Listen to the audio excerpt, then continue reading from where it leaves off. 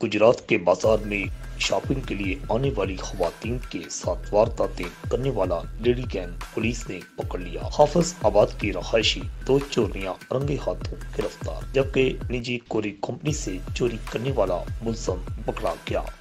माली मसरूका 3,19,000 रुपये बरामद।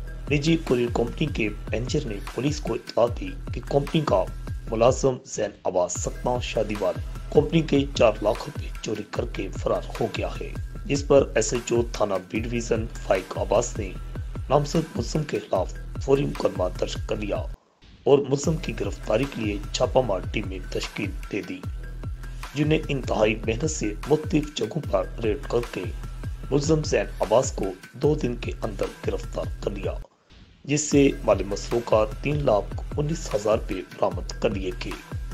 जबकि मुस्लिम बाजार में शॉपिंग के लिए आने वाली खवातीन से पर्स छीनने वाला लेडी गैंग भी गिरफ्तार किया गया।